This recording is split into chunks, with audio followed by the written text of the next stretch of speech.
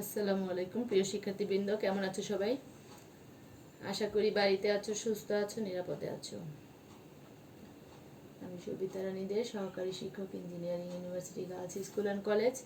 তোমাদেরকে ষষ্ঠ শ্রেণীর বাংলাদেশের বিশ্ব পরিচয়ের আরেকটি ক্লাসে আমন্ত্রণ জানাচ্ছি।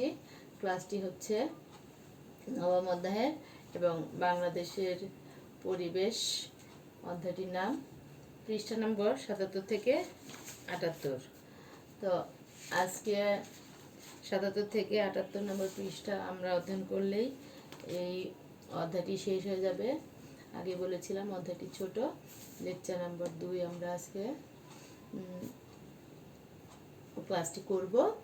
আর পার্ট 4 ও 5, তো পার্ট 4 ও 5-এর আলোচ্য বিষয়টি হচ্ছে বাংলাদেশের পরিবেশগত সমস্যার প্রতিরোধ ও নিয়ন্ত্রণে করণীয়। ঠিক আছে, বাংলাদেশের পরিবেশগত সমস্যার প্রতিরোধ, কিভাবে প্রতিরোধ করা যায় বা কিভাবে আটকানো যায় বা কন্ট্রোলে রাখা যায়, আমাদের করণীয়গুলো কি সেই সম্পর্কে জানব। তো দেখো, পরিবেশগত সমস্যার কারণে বাংলাদেশের জনগণের নানা প্রকার সমস্যা হয়। এরকম সমস্যা কি আমরা হতে দিতে পারি? না, পারি না। এ বিষয়ে জাতিসংঘ অনেক উদ্যোগ নিয়েছে। আচ্ছা, আমাদের সরকারও বেশ কিছু পদক্ষেপ গ্রহণ করেছে। আমাদের সবারই, এমনকি শিশুদেরও এ বিষয়ে সচেতন হতে হবে। আমাদের মনে রাখতে হবে যে দেখো, যে বাংলাদেশের যে পরিবেশগত সমস্যা দিন দিন বেড়ে যাচ্ছে, এই ব্যাপারে জাতিসংঘ অনেক উদ্যোগ গ্রহণ করেছে, আর বাংলাদেশ সরকারও অনেকগুলো পদক্ষেপ বা উদ্যোগ গ্রহণ করেছে। তো এগুলো আমাদের জানা উচিত, সেই বিষয়ে সচেতন থাকা উচিত। যারা জানে না তাদেরকে সচেতন করা উচিত, এবং আমরা মা বাবা, পাড়া প্রতিবেশী, আত্মীয় স্বজন, ছোট ভাই বোন সবার সাথে কথাগুলো আলোচনা করা উচিত। যে পরিবেশ বিনষ্ট হচ্ছে কিভাবে, পরিবেশটা বিনষ্ট হলে আমাদের কি ক্ষতিকর প্রভাব পড়বে, আর এটা আমরা কিভাবে আটকাতে পারি যাতে বিনষ্ট না হয়। ছোট তো তোমরা বলতে পারো আমরা তো ছোট, আমরা কি করব, কিন্তু না, ছোটদেরও এই বিষয়ে অনেক কিছু জানারও আছে এবং করারও আছে। ঠিক আছে? আচ্ছা, তাহলে দেখো, আমাদের মনে রাখতে হবে আমরা অযথা গাছ কাটবো না। ঠিক আছে? অপ্রয়োজনে বিনা কারণে গাছ কাটবো না। আর যদি গাছ কোনো কারণে কাটতেও হয়, একটা গাছ কাটলে সেই জায়গায় আরও 2টি গাছ লাগাবো বা আরও বেশি লাগাবো। ঠিক আছে? তারপর দেখো, যেখানে সেখানে মলমূত্র ত্যাগ করব না। পথে ঘাটে বা নির্দিষ্ট স্থান ব্যতীত আমরা যেখানে সেখানে মলমূত্র ত্যাগ করব না। তারপর দেখো, যেখানে সেখানে ময়লা বা আবর্জনা ফেলবো না। রাস্তাঘাটে থুতু, কফ, সর্দি এগুলো ফেলবো না। এখন তো করোনার সময়, তাই না? থুতু, সর্দি, কফ এগুলো খুব ক্ষতিকর ছোঁয়াচে। তা এটা হলো, এখন তো ফেলা উচিতই নয়। আর এবং কোনো সময় রাস্তাঘাটে থুতু, সর্দি, কফ এগুলো ফেলা উচিত নয়। ঠিক আছে? আচ্ছা, যেসব গাড়ি থেকে কালো ধোঁয়া নির্গত হয় বা বের হয়, সেগুলো চলাচল বন্ধ করার জন্য সচেতন করব। ঠিক আছে? যে সকল গাড়ি থেকে কালো ধোঁয়া বের হয়, কারণ কালো ধোঁয়া আমাদের বায়ু দূষণ করে। ঠিক আছে? তো সেইগুলো চলাচল বন্ধ করার ব্যাপারে সচেতন করব। তারপর দেখো, লোকালয়ের কাছে, লোকালয় মানে যেখানে জনবসতি রয়েছে, মানুষজন যেখানে বসবাস করে, লোকালয়ের কাছে শিল্প কারখানা না গড়তে সচেতন করব, যাতে শিল্প কলকারখানা গড়ে না ওঠে। সেই দিকে আমরা সচেষ্ট দৃষ্টি রাখবো। আর যদি ইতোমধ্যে গড়ে থেকেও থাকে, সেগুলো যাতে ওখান থেকে অপসারণ করা হয় বা সরিয়ে ফেলা হয়, সেদিকে আমরা সজাগ দৃষ্টি রাখবো। তারপর দেখো, বাড়ির বর্জ্য যথাস্থানে ফেলব। বাড়ির বর্জ্য যথাস্থানে ফেলব। নর্দমায় কখনো শক্ত বর্জ্য ফেলবো না।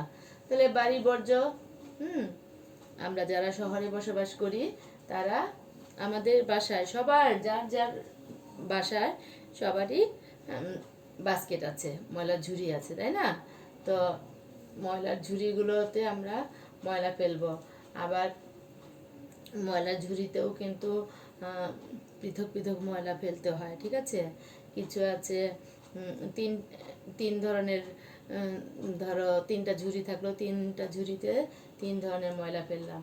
একটা হচ্ছে জৈব বর্জ্য, আর একটা হচ্ছে রিসাইক্লিং বর্জ্য যেটা, হ্যাঁ, তারপর হচ্ছে আর আরেকটা হচ্ছে বিপজ্জনক বর্জ্য। তো এগুলা আলাদা আলাদা করে আমাদের ফেলা উচিত। তারপর হচ্ছে নর্দমায় কখনো শক্ত বর্জ্য ফেলবো না। নর্দমা হচ্ছে ড্রেন, ঠিক আছে? ধরো তুমি একটা জুস খাচ্ছ বা পানীয় খাচ্ছ, হ্যাঁ, তো খেয়ে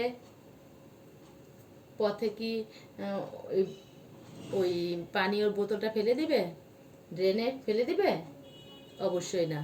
বা তোমার হাতে একটা চিপস রয়েছে, হ্যাঁ, একটি বিস্কিটের খোসা রয়েছে, মানে ফয়েল প্যাকটা রয়েছে, তখন তুমি কি সেই বিস্কিটের যে ফয়েল প্যাক, হ্যাঁ, সেটা কি এই নর্দমায় ফেলবে, ড্রেনে ফেলবে? কখনোই ফেলবে না। তুমি বিস্কিটের ফয়েল প্যাক বা চিপসের ফয়েল প্যাক বা তোমার যে পানীয়র বোতল, সেটা তুমি ব্যাগে করে নিয়ে আসবে, নিয়ে এসে বাসায় তোমার ময়লার ঝুড়িতে, নির্দিষ্ট ময়লার ঝুড়িতে ফেলবে। তারপরে অযথা মাইক বাজিয়ে শান্তি বিনষ্ট করব না। অযথা মাইক বাজালে কি হয়, অনেক সময় আশেপাশে অনেক পরীক্ষার্থী থাকে, রোগী থাকে, শিশু থাকে, বৃদ্ধ থাকে, তাদের অনেক ডিস্টার্ব হয়, হ্যাঁ। তো তাদের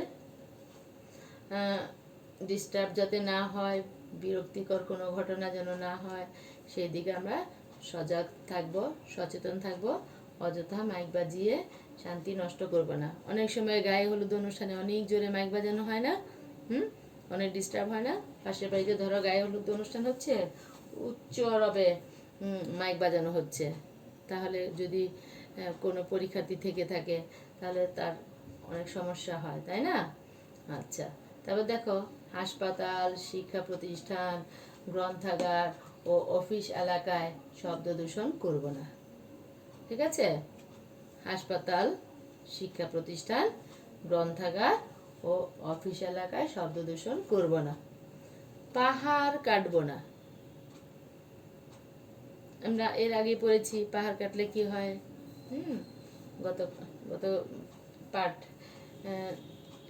1, 2, 3 যখন আলোচনা হয়েছিল তখন আমরা এগুলো জেনেছি যে পাহাড় কাটলে কি হয়, পরিবেশের ভারসাম্য নষ্ট হয়, হ্যাঁ। তারপর হচ্ছে নদী, খাল, হ্রদ বা সমুদ্র সহ ছোট বড় কোনো জলাধারে ময়লা ফেলবো না।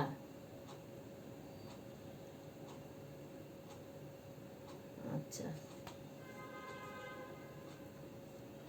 তারপরে দেখো, বন, পাহাড়, নদী সহ কোনো প্রাকৃতিক সম্পদ নষ্ট করব না। তারপর দেখো, গাছ লাগাবো ও গাছের যত্ন নেব, ঠিক আছে? শুধু লাগালে হবে না, যত্ন নিতে হবে, পানি দিতে হবে, সার দিতে হবে, তারপর হচ্ছে আগাছা ছেড়ে দিতে হবে, তারপরে পাকা যে পাতাগুলো পেকে যাচ্ছে সেগুলো হলো ছাঁটাই করে ফেলতে হবে, নিড়াতে হবে। শুধু গাছ লাগিয়ে রাখলেই চলবে না, গাছের যত্ন নিতে হবে, ঠিক আছে? গাছটি রোদ্রে থাকলো কিনা বা রোদ পড়ছে কিনা এটা খেয়াল করতে হবে। আচ্ছা, তারপরে হচ্ছে প্রকৃতির কাছাকাছি থাকবো। এরপর হচ্ছে মানুষের সৃষ্ট পরিবেশ দূষণের কারণগুলো জানব ও প্রতিরোধের ব্যবস্থা নেব।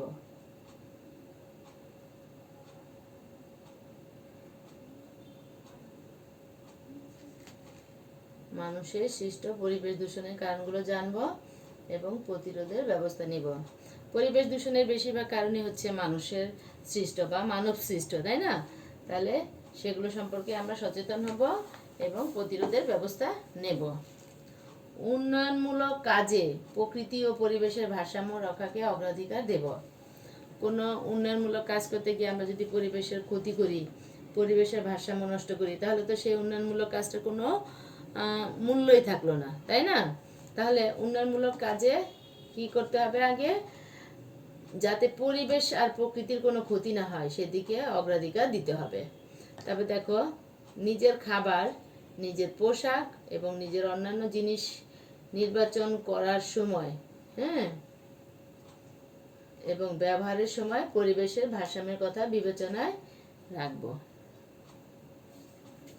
নিজের খাবার, নিজের পোশাক এবং নিজের ব্যবহারের অন্যান্য জিনিস নির্বাচন করার সময়, সিলেক্ট করার সময়, কোনটা ব্যবহার করলে পরিবেশের জন্য ক্ষতি হতে পারে, কোন খাবারটা খেলে পরিবেশের ক্ষতি হতে পারে, তারপর অন্যান্য জিনিসগুলো ব্যবহারের সময় কোনটা ব্যবহার করলে আমার পরিবেশের, হ্যাঁ, ভারসাম্য নষ্ট হতে পারে, আমরা সেদিকে বিবেচনা করে